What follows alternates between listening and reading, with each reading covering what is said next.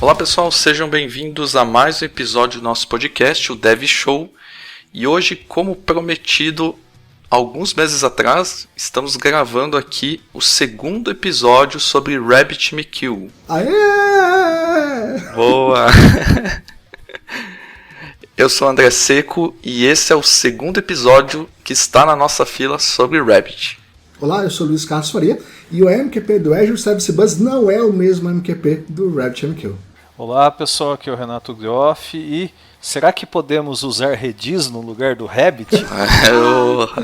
Sensacional.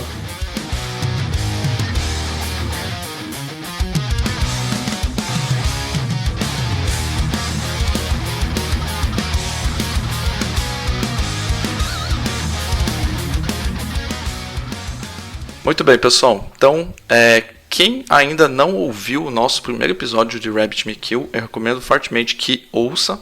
É só voltar 1 ou 2 episódios aí, vocês têm acesso a ele. Lá a gente falou muita coisa já sobre o que é o RabbitMQ, para que cenários ele é recomendado, né, o que ele entrega, né, um pouco da estrutura dele. Então tem muitos tópicos lá que já foram respondidos no primeiro episódio. Então nesse, para já começar a puxar aí um assunto, né? E até conectando com o que a gente falou lá no final, a gente falou um pouco do uso de abstrações, né, em cima do RabbitMQ, usar Mass Transit, usar EasyNetQ ou outros, né, o que é o benefício, o que é o malefício dessas abstrações. E a gente pode continuar aqui falando um pouquinho sobre alguns equívocos no uso do RabbitMQ, né? Quando você chega no seu projeto, vai começar a implementar, abre a documentação, lê um exemplo de producer e um de consumer, né? O que você deve parar e olhar um pouquinho mais para não cometer um equívoco, não fazer tudo como está configurado by default, né? O que vocês poderiam falar de equívocos no Rabbit, no uso dele, né? Cara, eu acho que o primeiro grande equívoco é você pegar um exemplo e botar para rodar e achar que é aquilo. Ponto. Foi o que você falou. Isso daí em toda a tecnologia, né? Mas Rabbit é peculiar, cara, porque assim, ele não vai te avisar você vai conseguir fazer funcionar sem perceber que tem um canto cego, que tem uma coisa frágil. Você vai produzir a mensagem, vai consumir a mensagem. Agora, se vai cair e perder mensagem, é provável que vá, se você não tomar cuidado. Mas essa questão de deixa eu pegar um exemplo aqui, beleza, roda. Eu já vi o pessoal subiu um container. Você deve ter visto isso, Luiz. E beleza, tá aqui o nosso ambiente de RabbitMQ montado com segurança mínima, né? Bom, cara, assim, é chato falar, né? Porque assim, eu falo isso com meus alunos, cara. A gente tem, na hora de publicar, você tem que tomar cuidado com a publicação resiliente. Na hora de criar a fila, você tem que criar filas e exchange de forma resiliente. E na hora de consumir, você tem que garantir que você está trabalhando com ECA manual para ter resiliência. Agora, sempre que a gente bota uma abstração no meio e a gente não configura se quer resiliência ou não resiliência, alguém está arbitrando uma decisão para a gente. Porque a gente tem tanta configuração para fazer, para publicar e para consumir e para, de fato, criar os objetos lá, que se você não está tomando a decisão, nem que seja de forma abstrata, de resiliente ou não resiliente, ou com um menu da vida que dá um nível de resiliência, mas se você não está decidindo isso no teu código, alguém arbitrou por você. E aí tá a bosta. Tá a bosta porque assim, o resultado disso é que alguém tomou a decisão que você não sabe se é o que você quer. Sim, eu acho que um paralelo bem assim, claro, a gente não está falando da mesma coisa, mas um paralelo que faz muito sentido fazer é quando você vai trabalhar com banco de dados. Você consegue fazer um select asterisco from alguma tabela e vai trazer os dados que você quer? Sim. Mas será que você precisa exatamente daquilo? Você pode tunar aquilo de uma forma melhor para que ele gaste menos memória, ele trafegue menos dados, ele seja mais performático, né? E a mesma alusão aí que o Luiz falou de abstrações em cima do uso de uma tecnologia, né? No caso do ORM ali, por exemplo. ele faz muita coisa para você, assim como o Mass Transit, o EasyNetKey ou outras abstrações fazem para você. Mas será que você sabe o que está rolando por detrás dos panos, né? Às vezes o teu uso com o Rabbit pode ser que seja muito simples e você nem se preocupe com isso, que nem o Luiz falou. Mas quando você tem uma demanda muito grande, é aí que você tem que começar a se preocupar com tunar o que você está usando, né? Chegar ao máximo do que aquela ferramenta pode oferecer. Cara, antes disso, viu? Quando você fala de volume, você está falando de projetos maiores. Mas o Rabbit nos projetos menores, ele vai entregar outras coisas que não volume e escala. Ele vai entregar resiliência. Então, assim, projeto que tem demanda de uma mensagem por dia, ele pode tirar o uso do Rabbit, pode fazer uso do Rabbit. Só que esse cara quer resiliência. Esse cara quer que a mensagem chegou, cara, meu processo pode capotar, cair, acontecer o que for, que ele vai reprocessar depois quando voltar. Eu acho que mesmo num cenário mais simples vale a pena monitorar, né, até para conseguir entender direito o que está acontecendo. O próprio Rabbit tem uma interface de gerenciamento, né, e eu não sei se o Luiz já chegou a ver algum absurdo assim, mas quando a gente fala de monitoramento, pensando em banco, né, paralelo aí que o André fez, tem gente que utiliza, por exemplo, o SQL Server e nunca abriu o SQL Profiler na vida, né, André? Exatamente, e aí não sabe o que está acontecendo, né? Mas faz muito sentido porque o Rabbit, a gente vai falar até depois, né? O Luiz comentou ali, ele entrega vários pilares, né, que você pode se apoiar, né? Resiliência, disponibilidade, aguentar uma carga muito grande, né? Então, pode ser que um projeto se beneficie de uma ou de mais de uma, né? E outro mais simples de uma das vantagens, vamos dizer assim, né? Então, faz realmente sentido ter esse cuidado para toda a implementação que se faz, né? Vamos lá. Eu havia catalogado há alguns anos, até usos para discurso do curso e tal, e aí o que eu cataloguei? Cara, são 5 benefícios que eu consigo enxergar no Rabbit. Disponibilidade, que é o que eu estou falando, cara, minha aplicação fica mais disponível. Eficiência, quer dizer, eu estou consumindo menos infra, então o banco que eu consumia de um jeito, agora eu consumo muito menos e de um jeito diferente. Então eu consigo deixar o banco mais livre para fazer os inserts e updates que vai acontecer. Resiliência, cara, minha aplicação, quando depende de terceiros e vai capotar porque o terceiro está fora do ar, a fila me controla o processamento, então a mensagem volta para a fila e fica nesse loop infinito até que as coisas se restabeleçam. Confiabilidade, cara, aquelas coisas que tomou pau e não funcionavam, agora estão na fila garantida, então você consegue reprocessar. Então o usuário que mandou executar uma tarefa e a tarefa se perdia no espaço, sei lá, se morria, não morre mais. E aí vem o último elemento, que é a escalabilidade, que aí é só aquelas coisas que só projetos grandes vão tirar proveito disso. Mas todos os 4 anteriores, qualquer projeto pequenininho pode tirar proveito, entendeu? Tipo, sem muita demanda de volume, de carga. Escalabilidade não, escalabilidade é só projeto grande com volume mesmo. Mas os restos de disponibilidade, eficiência, resiliência e confiabilidade, cara, não tem tamanho de projeto, tem escopo, entendeu? Faz sentido. Bom, essa linha a gente já comentou um pouquinho no primeiro episódio também. Bom sempre reforçar, né, sobre essa questão. Mas agora eu queria puxar até um detalhe que a gente levantou e estava conversando em off sobre isso, né? Sobre algumas diferenças aí de soluções que a gente tem, que são open source ou soluções proprietárias de mensageria. A gente vê aí, né, fornecedores de nuvem, aí os Azure, AWS, enfim, né, vários providers aí que nos oferecem Azure Service Bus, Azure Storage Queue, o próprio CQS da Amazon lá, né? E tem o RabbitMQ, né? Que funciona on-premise, funciona em vários ambientes também. Tem ele disponível como SaaS também. Entre soluções onde a gente tem uma solução um pouco mais, vamos dizer assim, flexível, e uma solução proprietária que nos obriga a fazer algumas coisas. Se quiser aqui a gente pode até citar os prós e contras de cada uma. O que vocês acham? A gente tem que ter essa conversa? Faz sentido para alguns projetos? Não faz? No que a gente poderia nos apoiar para fazer uma decisão de qual tipo, qual ferramenta de mensageria a gente vai utilizar? Então, o pessoal acaba utilizando muito soluções proprietárias em nuvem, né?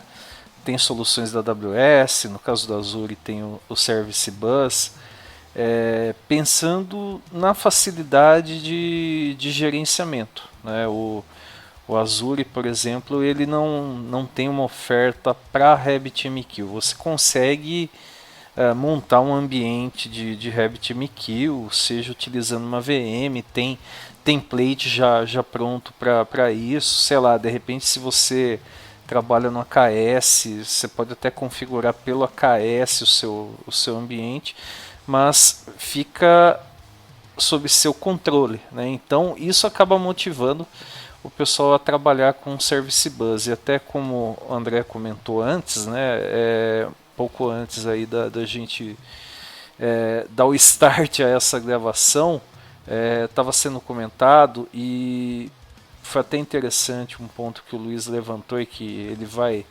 explanar melhor. O pessoal parte assim do princípio, mas beleza, o Service Bus trabalha com a MQP, então eu posso usar RabbitMQ? Não necessariamente. Para vocês terem ideia, o Event Hubs também trabalha com uma versão do AMQP, e tanto que não há compatibilidade. Você pode pegar a Microsoft, em nenhum lugar fala, olha, rode o RabbitMQ em cima do ambiente do Service Bus. Não existe isso, né? Existe, no caso do Event Hubs, a possibilidade de você trabalhar com o protocolo do Kafka, né, que é um protocolo próprio do Kafka mesmo de comunicação, mas foi algo que a Microsoft fez e que ela divulga na documentação explicitamente, embora com limitações, mas é uma falsa ideia. O Luiz vai até explicar melhor, você pensar que existe compatibilidade entre RabbitMQ e Azure Service Bus. Vamos lá, isso rolou algum tempo atrás dentro de um grupo privado, e aí nesse grupo rolou a discussão, cara, Service Bus versus Rabbit. E aí, a gente sabe que eles têm diferenças de comportamento, e a grande diferença na prática, quando você enxerga lá de fora, é a questão da Exchange Bind versus as filas, tá? São coisas separadas. Exchange ela tem uma relação com quem publica, fila tem relação com quem consome, e no meio deles você tem a ligação entre eles, que são os binds. O papel da Exchange e da fila é mais ou menos dar uma abstração. Fala, cara, quem está publicando se preocupe em falar com a Exchange, quem está consumindo se preocupe em olhar para a fila, para que quem está publicando não se preocupe com quem está consumindo e vice-versa, tá? Então é um desacoplamento para você facilitar ainda mais, ter esse nível mais desacoplado ainda. Ótimo. Isso faz parte do MQP 9091, que é o MQP do RabbitMQ. Ali em 2012 a Microsoft vai e lança, cara, vamos tentar o MQP 1.0, vamos fazer a evolução disso. Só que ela capa essas coisas. Quando a gente fala do MQP 9, a gente está falando que, cara, esses comportamentos que são dentro do broker fazem parte do standard. Quando a gente fala do MQP 1, que é o MQP-D, impulsionado pela Microsoft, os primeiros anúncios são dela, enfim, todo o material é dela, todo o material não, mas assim, a cabeça é dela. Quando nasce 1.0, ele, cara, não se toca no que está dentro do broker, então assim, comportamento você não pode esperar nada específico, e o MQP1 passa a falar sobre como a comunicação de rede fala. Então, como é que meu cliente fala com o broker, como é que broker fala com broker, mas não fala em como se comporta dentro, que é o que o MQP9 fazia. Isso quer dizer o quê? O Rabbit, que foi um dos primeiros caras a lançar no mercado com o 9.0, falou assim, cara, isso é um retrocesso, cara, por que a gente está fazendo isso? E aí a gente tem a Kelly Somers, o arroba Kelabyte, ela fala sobre isso, sobre como é que foi esse sentimento ali em 2012, sobre o pessoal dizendo, nas palavras dela, essa mudança criou uma grande divisão na comunidade. Algumas pessoas envolvidas em versões anteriores consideram isso um grande retrocesso, enquanto outras consideram uma simplificação para criar flexibilidade. Então, enfim, gerou tumulto, o Rabbit não adotou. Então a grande diferença que a gente tem do Azure Service Bus é, cara, o Azure não trabalha com Exchange nem com fila. Com fila ele tem, mas ele não trabalha com Exchanges. Esse conceito leva quem está publicando mensagem ter que saber onde a mensagem vai ser armazenada de fato. E acho que é bom frisar também, né? Tem a estrutura de tópico que também não tem nada a ver com Exchange, né? Exatamente. É outro modelo de distribuição das mensagens, né? E o MQP 1.0, que é o MQP do Azure Service Bus e diversos outros serviços, não é compatível com o 9.1. Agora, para quem trabalha com 9.1, plugar uma infra, enfim, alguém que saiba falar 1.0 é muito fácil, o inverso não é fácil. Deixa eu tirar uma dúvida aqui em relação a isso. Beleza, a gente tem então o 091 aí, que seria o que o Rabbit está aplicando, e o 1.0 aí que a gente vê outros serviços adotando, né? Assim, na tua visão de mercado aí, por exemplo, qual a possibilidade de a gente ter essas duas versões coexistindo de forma tranquila, sem ter nenhuma pressão para que isso seja atualizado? Ou você acha que é um caminho que inevitavelmente vai ser adotado por quem está no 091 para tentar atualizar e seguir esse caminho? Não, de forma alguma, cara. Assim, já são 10 anos que não tem nenhuma menção a 1.0 no RabbitMQ. Você tem um plugin que implementa e a intenção foi, cara, olha só, vocês querem usar 1.0? Tá tudo bem, instala esse plugin aqui que o nosso broker vai funcionar com 1.0. É isso. Acabou. Vamos abolir o 09X? Nunca, tá? Não há previsão para isso. É um racha mesmo, tá? É um racha mesmo ideológico. O 091, no caso, ele define de forma um pouco mais explícita alguns standards ali, e o 1.0 ele quer se abstrair disso e deixar, quem for implementar resolve como quer fazer, né? Exatamente, vamos lá. O 09X, qual seria o ponto de extensibilidade? Cara, os tipos de Exchange. Então pensa no Exchange JavaScript. A gente até agora nunca viu o Exchange abrir mensagem, tipo, abrir o body da mensagem. Vamos supor que essa Exchange agora é capaz de abrir o body da mensagem. E ela abre o body da mensagem para poder extrair algum dado para tomar a decisão de qual fila ela tem que propagar aquela mensagem. Nota que o espaço que você tem para trabalho ele fica cada vez menor, como provider de um Azure Service Bus, de um Service Hub, qualquer coisa do gênero, um SQS. Eu, como produtor de tecnologia, meu espaço para criar fica pequeno. Então acaba que você está limitado. Então a ideia foi, cara, vamos abrir esse standard aí, vamos tornar isso mais aberto e tocando menos em como funciona por dentro. Bom, e já conectando com isso, né, acho que é muito comum o pessoal ter algumas dúvidas em relação a como o RabbitMQ funciona no dia a dia, né? Por exemplo, beleza, eu tenho lá o Rabbit e vou instalar num ambiente on-premise, por exemplo, né? Onde eu tenho que me preocupar com manutenção muito mais, tenho que manter aquela estrutura. Eu não estou alugando um serviço, né, um SaaS lá para ele se preocupar com alguns detalhes para mim. Então, como que seria esse dia a dia para manter funcionando o RabbitMQ? Que precauções eu preciso ter na hora de atualização? Com que frequência que seria bom eu olhar isso?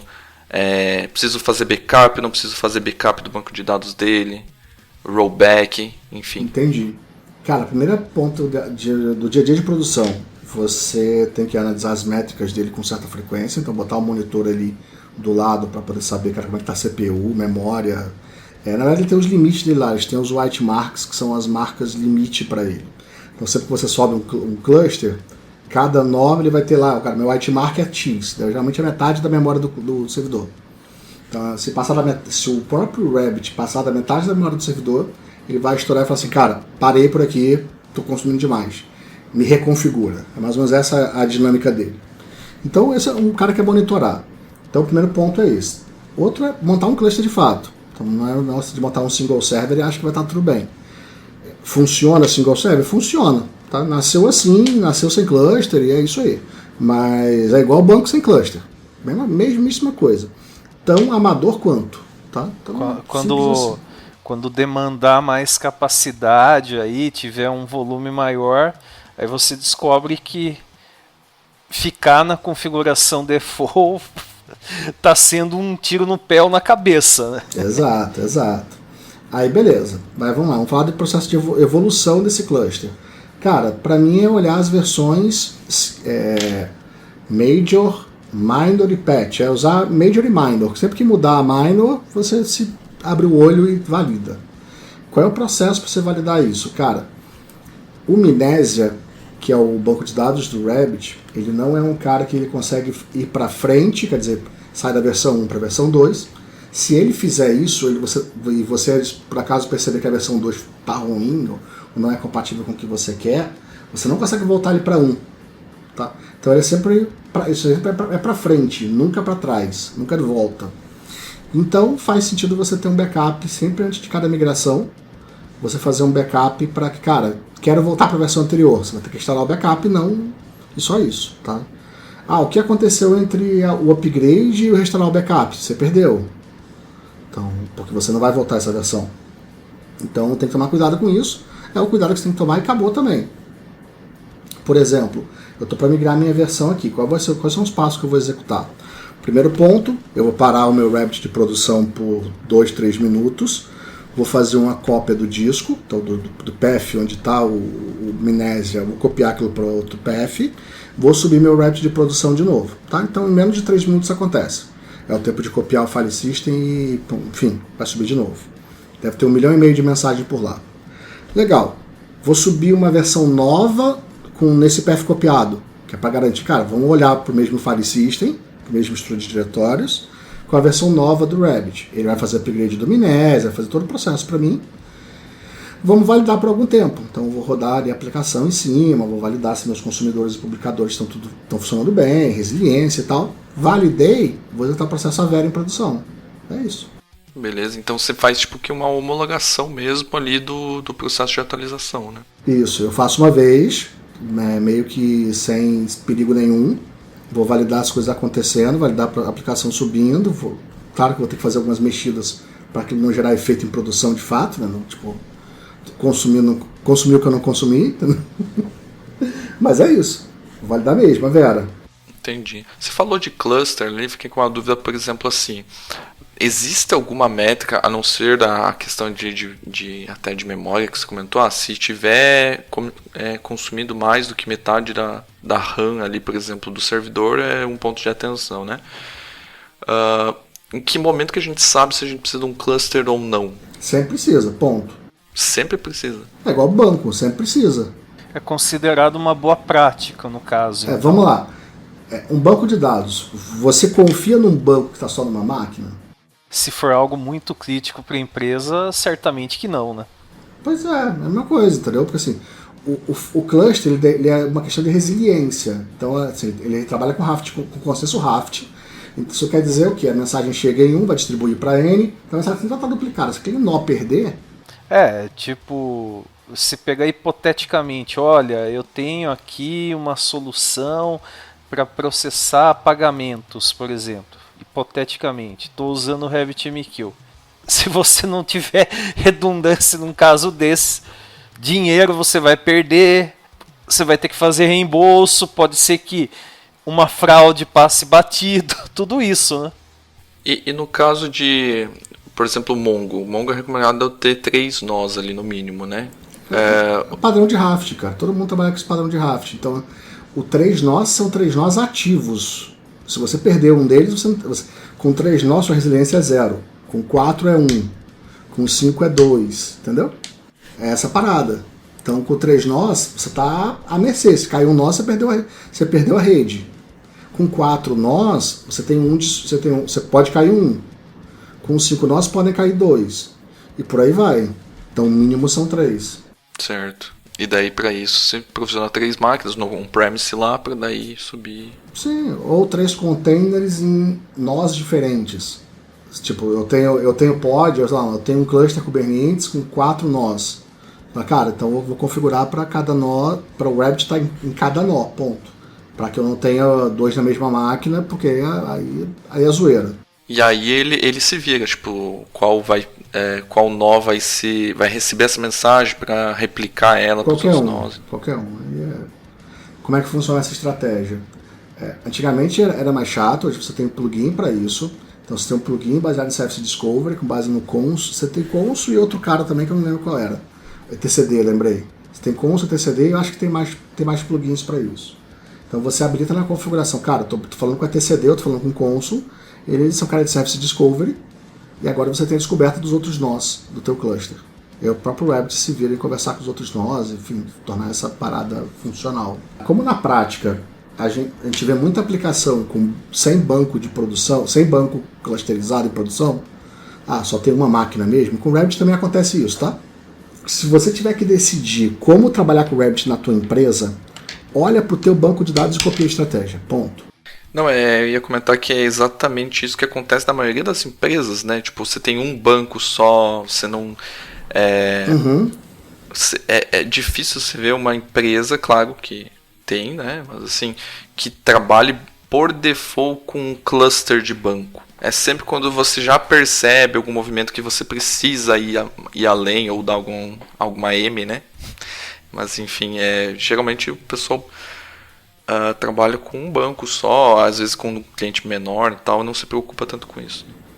Enfim, é porque depende do tamanho da empresa, depende da maturidade da TI da empresa, depende de um monte de coisa, depende do dinheiro que você tem, depende de um monte de coisa. Para mim, espelhar o banco é a forma mais eficiente de você espelhar a maturidade. Então, porque o banco de dados, em geral, ele vai te dar o norte. Eu tenho um DBA aqui, então tem um profissional de Rabbit aqui também. Eu tenho um cluster de banco, então tem um cluster de Rabbit também. Eu não tenho DBA e não tenho um cluster de banco. Entendi quem é você, então também não precisa ter um cluster de Rabbit, porque você não tem profissional para isso. Eu quero... Vamos pegar outro exemplo de banco que é interessante. Eu tenho sharding e réplica 7, então, que é um cenário para Mongo.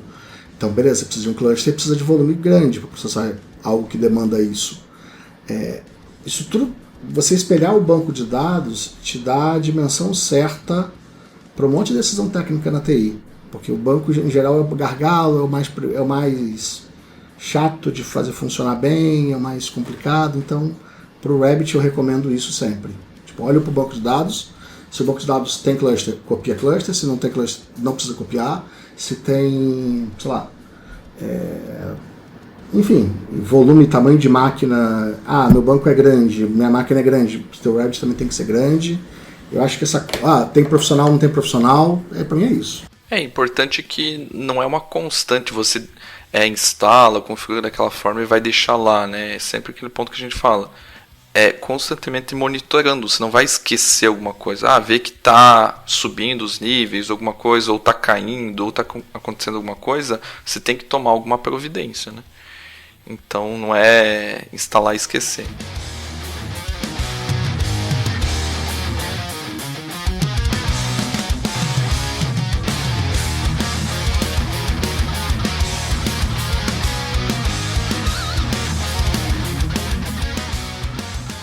Seguindo aqui, sobre até a questão de patterns do RabbitMQ, né?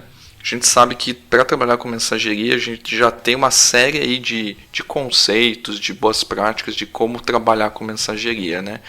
Desde a mudança do mindset que a gente tem de trabalhar síncrono, mensageria, né? A gente geralmente utiliza para trabalhar assíncrono, né?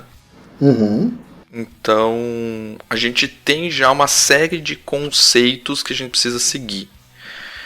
A dúvida aqui é, RabbitMQ tem algo a mais que eu precise tomar cuidado, que eu precise me atentar, ou é basicamente os mesmos cuidados que eu teria utilizando o Azure Service Bus? O que eu tenho que ir além quando eu estou falando de RabbitMQ?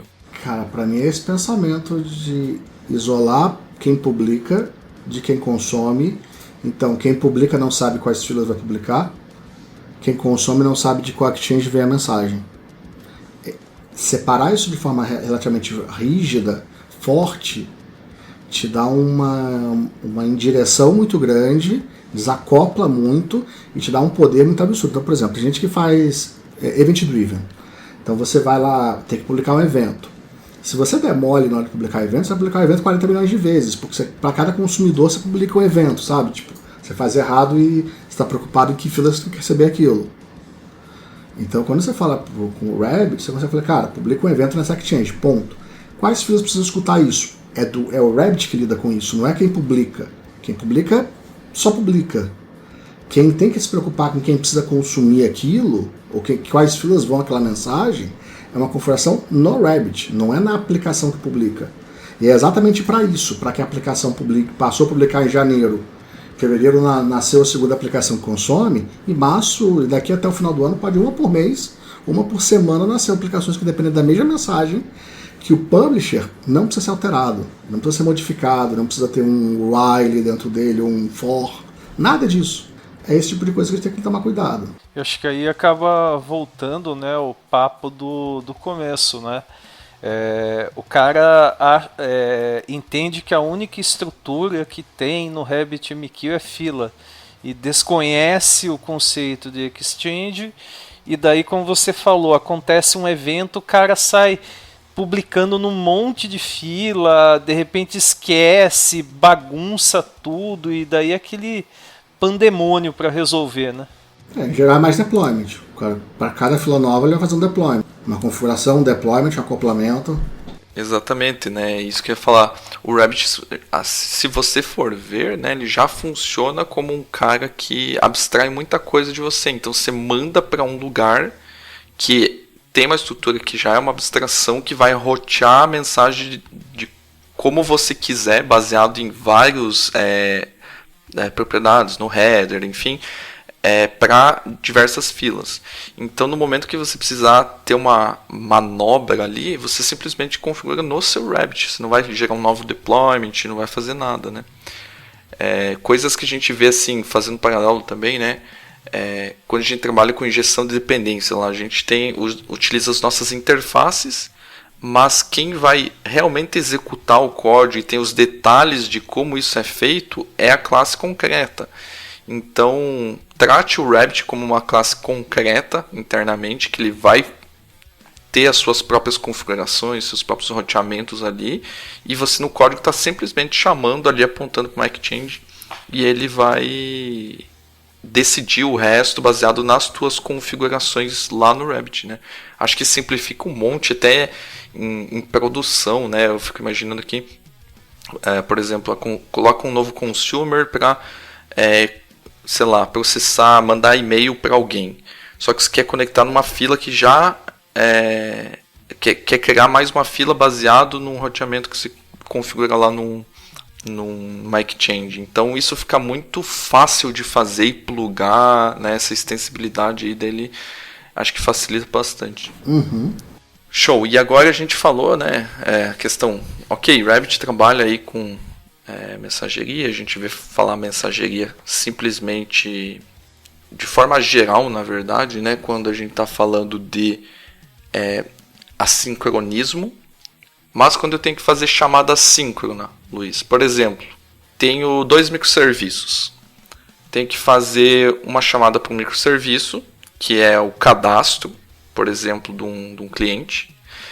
Esse cadastro do cliente, ele tem que chamar, ele por si só recebeu uma mensagem, enfim, ou uma requisição síncrona, e ele tem que chamar outro microserviço que vai criar o login em cima daquele cadastro de cliente. São 2 microserviços diferentes. Eu consigo utilizar a mensageria para isso? Seria um caso de RPC, onde eu tenho que esperar isso? Como que funciona? O recomendado é que se você precisa de RPC, cara, vai para gRPC, vai para HTTP, vai para qualquer outra coisa, desde que a mensagem, a primeira mensagem que iniciou esse processo venha por fila, tá? Se a mensagem que iniciou o processo venha por fila, você pode usar qualquer protocolo por baixo, que ele pode ser resiliente, não importa. O fluxo assíncrono e garantido pelo Rabbit vai te assegurar de qualquer mensagem, qualquer jeito estranho que você tenha que trabalhar em cima desse processo. Então você pode trabalhar com qualquer tecnologia que não vai ter dor de cabeça, mesmo que elas não sejam tão resilientes, ou tão suportem tanta resiliência. Então, esse é o primeiro ponto. Trabalhar com RPC sobre a MQP é complexo, mas é factível, dá para fazer. Tá? Então o processo é simples. Vamos lá. consumidor consome uma fila padrão. Então é o cara que já consumiu a fila padrão dele lá, que é o cara que vai operar o back-end desse RPC. Então ele está consumindo a fila dele lá, como é que é o nome que você deu? Criação de usuário, tá? Quem é o serviço que chama esse cara? Cadastro de cliente, o cadastro de cliente cria um login. Cadastro de cliente é uma fila. Então, cadastro de cliente, se ele possuir uma fila, cadastro de cliente pode chamar qualquer coisa, via qualquer tecnologia que vai. A fila dele, a fila de cadastro de cliente, vai garantir essa parada toda. Beleza. Na hora de. Usando a MQP, como é que é o fluxo? Cadastro de cliente recebe a mensagem, cria uma fila anônima, pega uma mensagem, manda para frente, mas lá para o cadastro de criação de conta de usuário, com um cabeçalho específico dizendo: olha, a fila de resposta é essa aqui. Ao mesmo tempo que ele manda a mensagem para o outro lado, ele vai consumir essa fila anônima e vai esperar aquela única mensagem de resposta.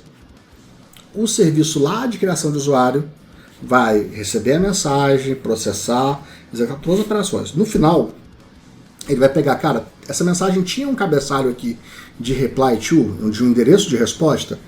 Tem sim. Então você pega a resposta e empacota numa nova mensagem e publica para esse endereço de resposta. Agora, aquele processo que estava parado esperando, aguardando o consumo daquela única mensagem, vai receber a mensagem, vai processar e vai dar vazão ao fluxo. Nota, é simples. Falando assim, é simples. Se você olhar um código, você vai entender? Vai. Agora, é uma volta do caceta para fazer RPC. E no final das contas, quem está consumindo aquilo que é o cadastro de cliente, precisa esperar depende de o serviço de cadastro de usuário tá ativo, tá no ar. Tem um timeout ali a ser combinado. Quer dizer que aquela resiliência toda que a gente havia falado antes vai para o espaço.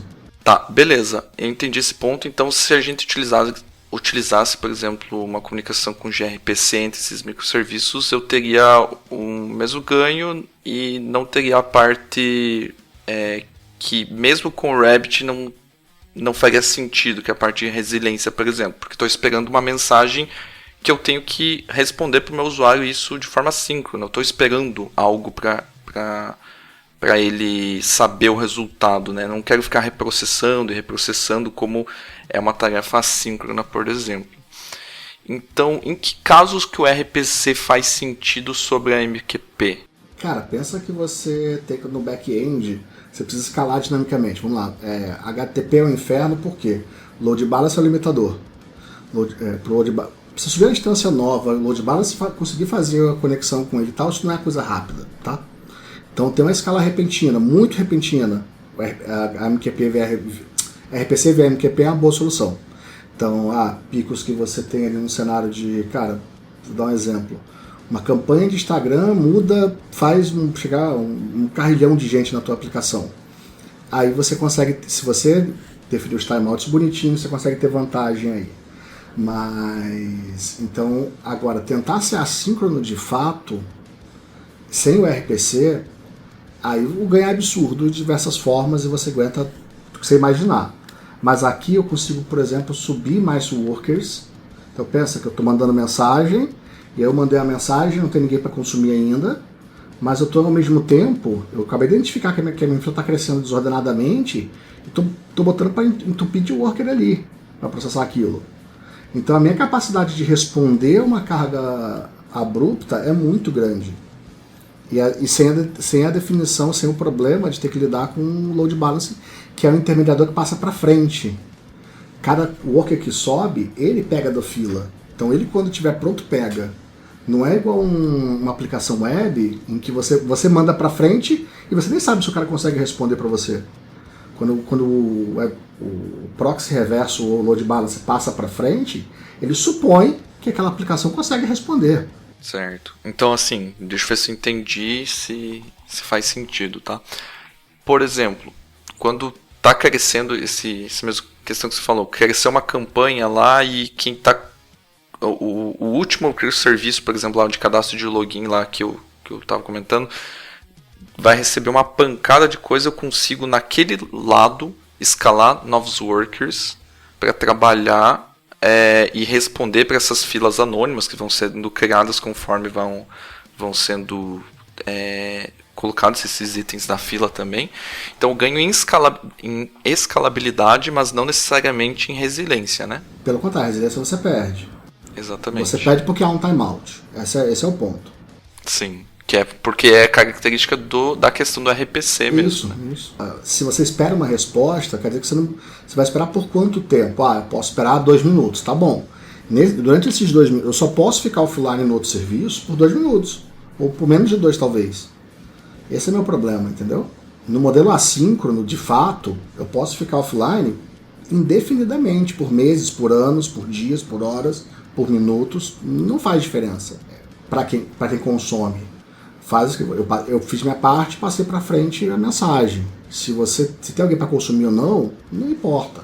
Quando você está falando de RPC, não importa sim. Se você tiver 2 minutos offline, vai estar timeout para mim, eu vou ter que fazer o quê? Vou mandar de novo? O que eu faço aqui? Vou mandar um alerta para o usuário, em geral você tem um usuário esperando. O que eu faço? Essa é a pergunta.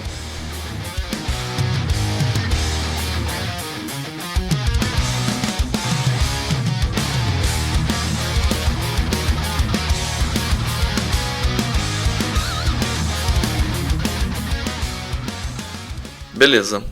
Seguindo aqui, a gente tem a parte de criação de filas, né? Criação de filas, no Rabbit a gente sabe que tem a questão da Exchange, então muda um pouquinho, né? A gente não comunica diretamente com uma fila, assim como a Exchange. Mas a gente deve ter algum cuidado quando criar novas filas, em que momento, gerei um novo consumer que vai precisar consumir uma fila específica. Na minha visão faz sentido criar uma nova ali, talvez mudar a questão de roteamento dessas mensagens para a nova fila também, os binds, né? E tem algum cenário onde a gente talvez queira criar filas dinamicamente em algum processo. Em que cenário isso se adequa? Será que é um problema ficar enchendo de coisa lá no Rabbit?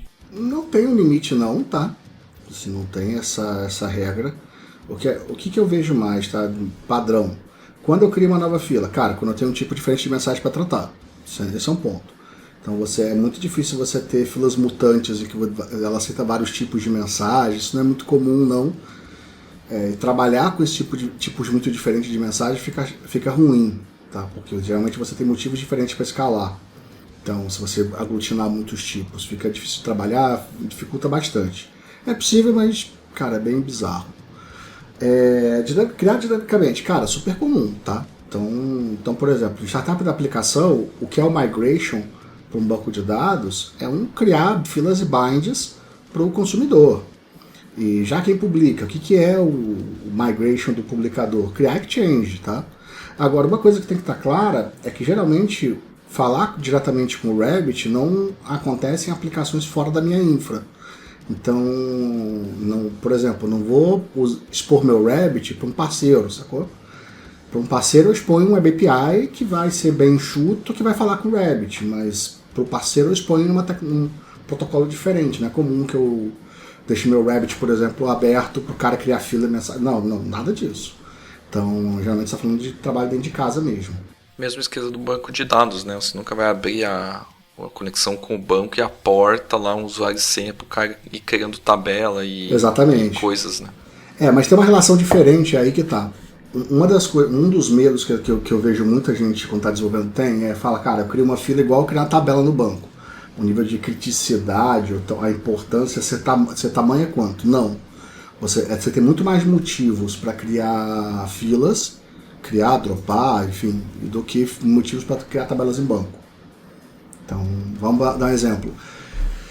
Uma arquitetura que eu tenho, o consumidor pode ter a fila dele. Uma fila exclusiva de um consumidor só e ele só opera. Então, cara, você pluga no Exchange. E que consumidor pode ser esse? Cara, pode ser consumidor só de troubleshooting. Eu quero monitorar todas as mensagens que passam por essa Exchange. Então, eu faço uma rota aberta com o wildcard para ele duplicar a mensagem nesse consumidor. Enquanto ele estiver ativo, eu estou vendo no meu dashboard todas as mensagens que estão trafegando agora. Desativei ele, quer dizer, dropei ele, dropa a fila, dropa a routing key, e tá tudo bem. Esse é um típico cenário de troubleshooting em que para operar a minha infra eu criei uma fila. Esse é um dos exemplos.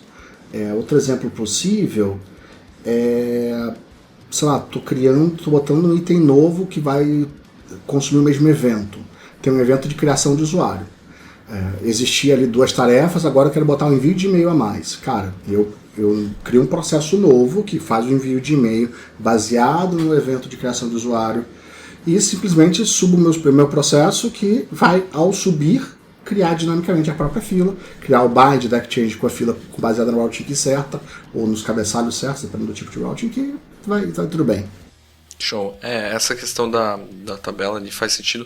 Acho que mais não abrir para acesso exterior é mais para não perder o controle do que é criado, né? E não tanto, você deve criar ou não deve criar, né? Você nunca vai expor um recurso interno seu para alguém manipular de como quiser, né? Também, mas também tem a ver com segurança, tem a ver com facilidade de protocolo, porque, cara, tá falando de AMQP. É tão complexo quanto de RPC, então é um protocolo binário, então para você ter proxy no meio do caminho pode atrapalhar, então falar via HTTP com cliente externo é mais fácil. Agora, ao invés de você processar aquele HTTP na hora fazendo um insert no banco, você pode mandar para o Rabbit, e cara, vai processar quando? Quando tiver sobra, quando tiver no ar. Isso dá uma resiliência monumental para quem se você tem esse webhook ou API simples. Ela não depender de um banco de dados, por exemplo, cara, você consegue fazer milagre. Tipo, é surreal o que dá para fazer.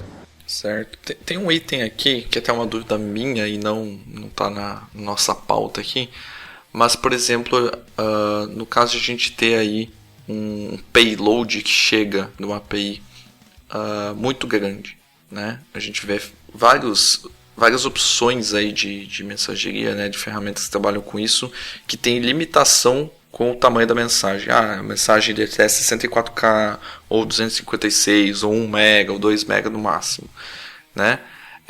Tem alguns tipos de payload que superam isso. Você tem um payload gigante, sei lá, vamos por aí, 5 MB, por exemplo. E você quer ter resiliência, você quer utilizar de uma estratégia assíncrona para isso. Quando essa informação chega via uma API e você quer persistir ela algum tipo de fila, é interessante você bifurcar esse processo, sendo que o payload mais pesado vai para um banco de dados e apenas a chave do que foi salvo lá vai para o Rabbit para ele conseguir fazer esse link? O ponto é, mensagem gorda degrada qualquer estrutura de mensageria, tá? Isso é a verdade. Esses caras produzem limites para poder te entregar uma tabelinha chamada SLA. Então, para ele conseguir te entregar um SLA, ele tem que fazer algumas premissas. E a premissa dele, cara, a mensagem não pode ser maior do que X, porque senão eu não entrego esse SLA que eu estou me propondo a entregar para você. De, sei lá, resiliência, de velocidade. Então, o que você faz em geral com o Rabbit você não tem esse limite, tá? Você pode botar o que você quiser, só que você vai degradar. Saiba que você tem um paper dele falando de quanto degrada por kbyte a mais. É simples assim, cara, é um gráfico monumental, tipo, 1 mega processa, sei lá, 400, 800 vezes mais pesado que 2K, sacou? Tipo, é desse nível. Você tem que trafegar pela rede e tal. Tópicos comuns, como é que resolve isso? Bota um redis do lado, armazena no redis, passa o ID vai trafegando pelo Rabbit para processar. Outro, o insert no banco você não faz, mas você provavelmente vai botar a mensagem inteira na primeira fila, vai consumir a primeira fila gravando isso em algum lugar, mas dali para frente você só trafega o ID. Então, entendeu o ponto? Tipo, você não vai pesar porque a gente quer resiliência. Então, o primeiro processo, que é a API, ela não vai inserir no banco, ela vai mandar para a fila. A gente assumiu e deixou claro que a primeira fila é a fila gorda, com mensagem gorda degradada. A gente vai botar mais consumidor, vai tratar diferente, porque o papel cara, quanto mais cedo eu tirar essa mensagem da fila, melhor para a sanidade do ambiente. Então a gente vai pensar nela de um jeito diferente para poder falar, cara, quero inserir isso rápido para poder evitar a dor de cabeça. Dali para frente, ao invés de trafegar todo o resto do payload via fila, você trafega só o ID que já está gravado num banco. É muito comum isso. Outra coisa é status. É muito comum você ter um pipeline que vai trocando status, você só passa o ID. Então você só passa o ID para fila, e aí a fila enxuta de tudo, mensagem super simplesinha, JSON com 2 parâmetros, 3 parâmetros, e quem processa consome a mensagem, vai no banco, pega o objeto inteiro do estado atualizado, toma a decisão, ou vai no banco, vai ver a API, pode ser também, e toma a decisão do que fazer daí. Tá, e essa estratégia de ter uma fila antes, né, uma fila gorda no caso, é para exatamente eu ter resiliência, sendo que com uma API tentando gravar no banco e depois jogando numa fila, eu não tenho resiliência nesse meio do caminho aí, né? Não é que você não tem resiliência, é que você precisa que esteja tudo funcionando na proporção que você recebe mensagem. Quer dizer, se eu recebo 1000 mensagens por segundo, eu tenho que conseguir gravar as 1000, senão eu vou degradar. Agora, será que seu banco aguenta aqueles 1000 inserts? Com certeza o Rabbit vai aguentar aqueles 1000 inserts na fila, entendeu? Então essa é a diferença. Então você consegue pegar o pico de processamento da tua API e falar, cara, dilui no Rabbit. E o Rabbit vai diluir isso com o tempo. Ah, meu banco não suporta isso, mas cara, você não vai receber 1000 requests por segundo o tempo todo. Isso é uma anomalia, um pico. Minha média são 500 e meu pico é 1000. Mas o padrão é 300. Uma hora você vai voltar para os 300. E aí eu vou pegar a gordura que eu não consegui fazer esse insert porque faltou banco e vou diluindo no tempo. Então, quando eu falo de eficiência, tá aí a eficiência. Você não precisou de um banco capaz de receber esses 1000 inserts. Você não precisou comprar um banco, aumentar o banco, fazer ali uma contratação para que ele aguente aquilo de fato. Certo. Só que aí vem um ponto. Essa fila gorda seria durável ou não seria durável? Com certeza é durável. Se você quer resiliência, vai ser durável. Por mais que ela vai ter que armazenar 5 MB por mensagem lá, mas logo que consumir, você, como você falou, né, você vai querer tirar ela o mais rápido possível para liberar esses espaços aí, né? Isso aí. Ela vai ter que planejar disco, planejar tudo para poder ter esse tipo de mensagem. Mas uma vez planejado, você faz com carinho, beleza, para esse cenário, eu boto um disco de 2 teras nessa máquina. 2 teras SSD. Porque não adianta também você... outra coisa comum, quando eu falo de espelhar o banco, tá? Seu banco de dados está no SSD, mas o Rabbit você bota no disco comum. Faz isso não, filho. Exato. Esse é o conceito básico, né? De I/O e tudo mais, né? Pois é, precisa gastar bastante I/O.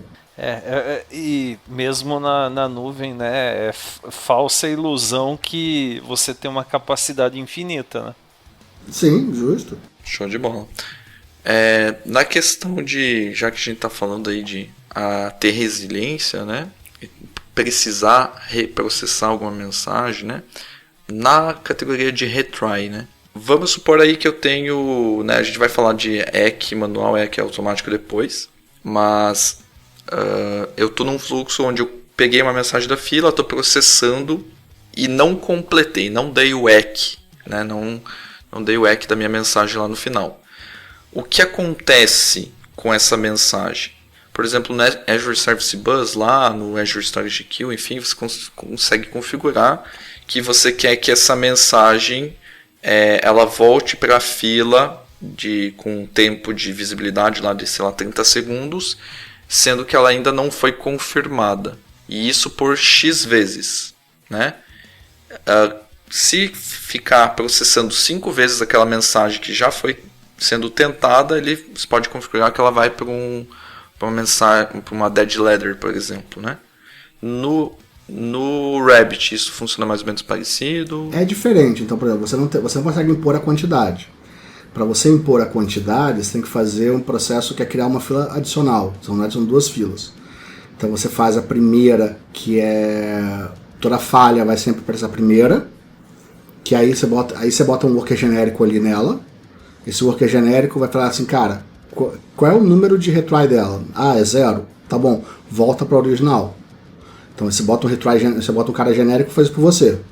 Porque aí esse cara vai tomar a decisão. Chegou no 3, chegou no 5, chegou no 10, agora vai de fato para dead letter.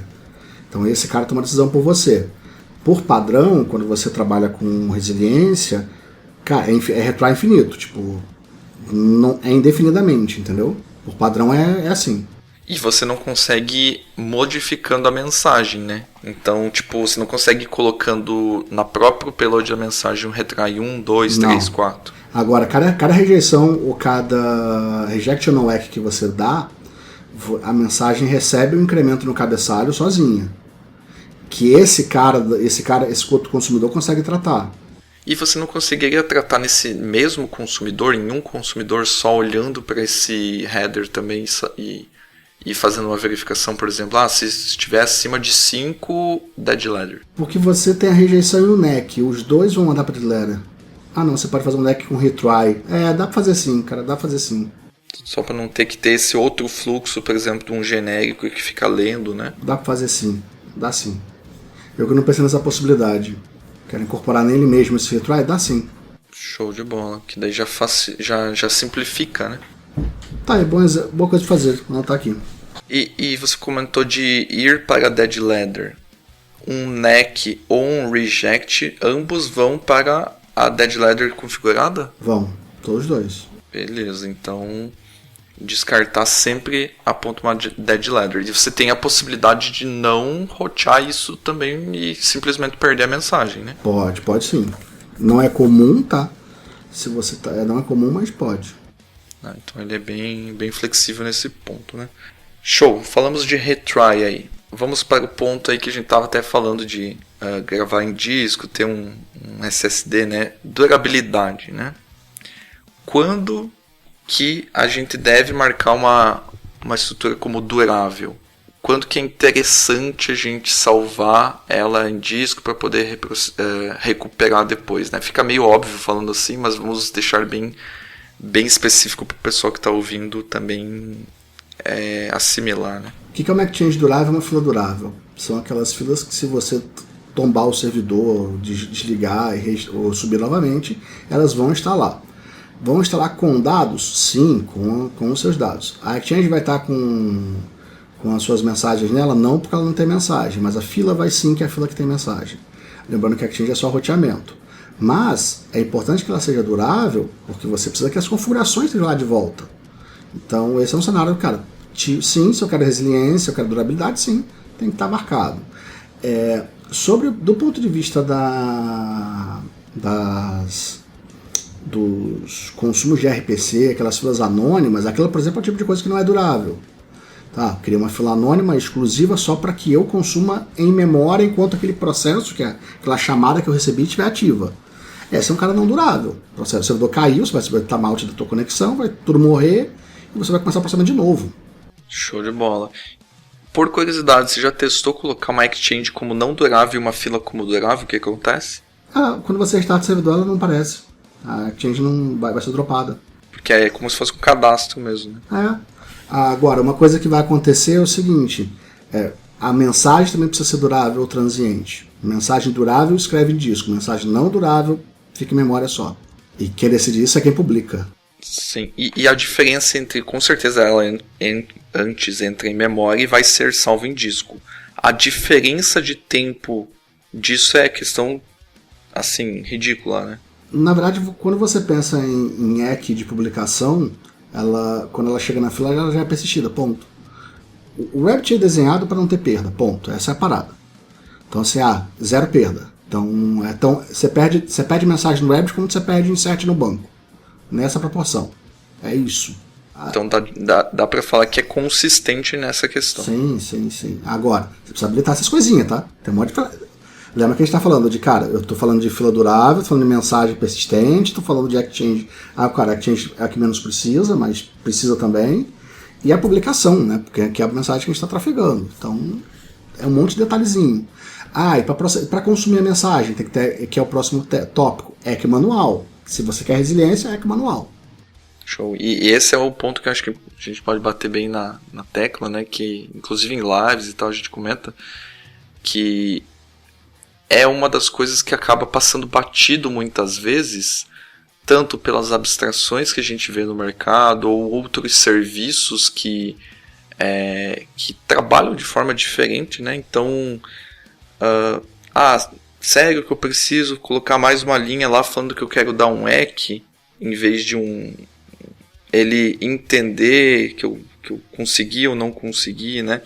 Eu vou falar bem a verdade, eu me sinto mais confortável colocando lá, completei a mensagem, terminei aqui. Se você chegar até aqui, funcionou tudo beleza, né? Porque você tem mais controle sobre quando você quer atribuir, né, essa questão do EQ. Mas aí vai a pergunta, Luiz. Tem alguma configuração que me diga, por exemplo, estou num contexto de um método. Se não acontecer nenhuma exception nesse contexto, ele dá um EQ, ou se estourar uma exception, ele dá um NEC, por exemplo. Eu faço isso na abstração, cara. Então provavelmente as abstrações lidam com isso também, tá? Eu espero que lide. NEC é um try catch, no catch é um NEC, e no final do try, se tudo passar legal, é um EQ. Eu digo isso porque as abstrações geralmente trabalham com isso, né? Tipo um Azure Service Bus lá, se você não colocar nada, você não quiser colocar nada, basicamente o pacote lá, se não estourar uma exception, ele vai dar um EQ, beleza? Se der uma exception, ele rejeita daí, né? Isso aí. Agora, o que é o EQ manual versus EQ automático? EQ manual é um EQ que você, assim que a mensagem chega no cliente, quer dizer, antes de começar a processar, ela já é confirmada no Rabbit como processada. Quando você marca uma mensagem como processada, o Rabbit vai deletar para todo sempre aquela mensagem. Isso quer dizer que você vai perder essa mensagem no Rabbit. E ela vai existir na memória do seu processo. Só que entre você começar a processar e você terminar de processar, algo pode falhar. Então você pode aí ter uma falha de rede, você pode ter o processo cair, você pode estar no meio de um rollout, de um deployment e tombar teu processo. O cluster pode cair, aquela máquina tua pode cair. Então tem um monte de motivo para a tua máquina cair e o Rabbit não. O Rabbit pode estar lá em pé, esperando outro nó do cluster funcionando. Esses motivos para cair fazem com que, se você não trabalhar com EQ manual, você vai perder aquela mensagem que estava indo na memória. Esse é o ponto. Então, às vezes você pode, mas na maior parte das vezes não. E todo exemplo básico que a gente vê, o EQ é automático. E aí a primeira coisa que eu falo é EQ manual. Quando a pessoa escuta manual, ela pensa que ela vai ter que pegar a manivela, vai girar aquela parada, ela tem que girar para cada EQ, sacou? Pegar a manivela, cara, vai ficar... Tipo um trabalho absurdo. Ela acha que é um trabalho manual dela, sacou? Tipo... E é uma linha, sabe? Tipo, você resolve isso com uma linha. Tá, e agora, cenário de quando ter um EQ automático? Você vê um cenário desse? Cara, primeiro quando o EQ manual estiver causando gargalo. Então, aí você vai cogitar, cara, será que eu consigo fazer outro tipo de controle? Ou quando a mensagem for pouco importante. Então, por exemplo... Naquele cenário que eu estava falando ali, daquele consumidor que é minha aplicação para fazer troubleshooting. Caguei se é que manual, se não é, não faz diferença pro mundo. Sabe? Tipo, a mensagem está aqui na memória, se eu desligar a aplicação, vai dropar tudo. Então tá tudo bem se é que automático. Eu quero velocidade, eu quero menos controle para ter uma output. Eu acho que todo processamento que vai gerar, por exemplo, que não vai se desdobrar em algo que você perda dados ou não consiga continuar num processamento, até pode ser manual, né? Que não é tão importante o suficiente para isso, né? Por exemplo, está consumindo uma memória para exibir, por exemplo, um dashboard em tempo real. Se parar, simplesmente vai parar de gerar aquele gráfico e quando voltar, vai voltar. Uhum. Né? Então não é muito crucial, vamos dizer assim. Né? Esse é o ponto. Para mim é um bom exemplo. Quando for nesse cenário, você faz automático, tá tudo bem. Porque o automático é esse que no consumo, antes de acabar de processar, já deu EQ, já tentou dropar no Rabbit, tá tudo bem. Querem comentar mais alguma coisa? Avisos finais aí pro pessoal? Acho que avisos finais acho que como qualquer tecnologia, né, tente fugir do padrão de instalação, né? Porque muitas vezes você não se atenta a várias opções que são oferecidas nativamente, você acaba reinventando a roda, né? Eu acho que é muito fácil você errar. Esse para mim é o ponto-chave. Eu acho que a documentação ela sacaneia às vezes, porque ela podia ser mais clara com relação a isso, eu não gosto. Ela é clara, só que você precisa escavar, sabe? Tipo, o padrão dela não te dá tanto insumo. Então você precisa escavar, por exemplo, padrão de resiliência. Aí que ele vai te dar os avisos que devia te dar, lá desde sempre.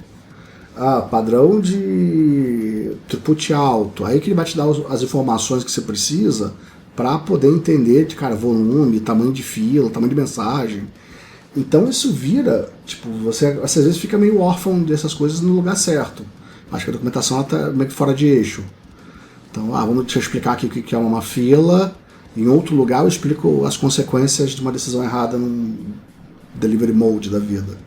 Então eu acho isso chato e tem que tomar cuidado. Então a documentação tá debaixo do braço. Primeiro folhear a documentação toda, pelo menos uma vez na vida. Então, cara, folheia, sabe? Tipo, sem despretensiosamente. Você não quer resolver um problema, não. Você quer só entender o que existe, tá? Passa por tudo, pelo amor de Deus, só uma vez. Depois você vai lembrar que existe alguma coisa você vai lembrar o termo de busca certinho.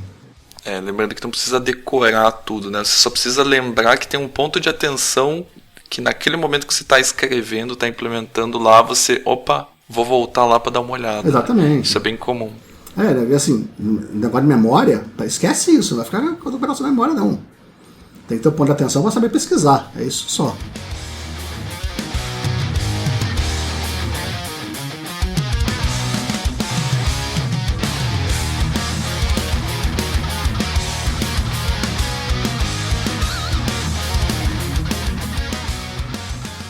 Beleza, então, pessoal, esse foi o nosso segundo episódio sobre RabbitMQ.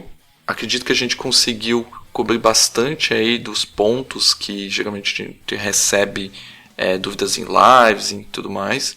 Então, acho que foi bem proveitoso.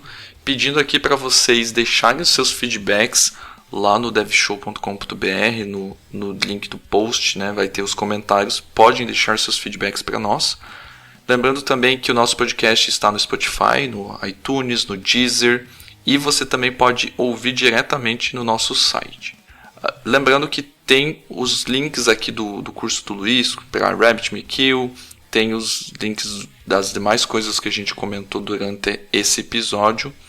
E não se esqueça, se você gostou, favorita a gente aí nas plataformas e a gente se vê no próximo episódio. Valeu, pessoal! Por isso só, pessoal. Valeu, pessoal. Até a próxima.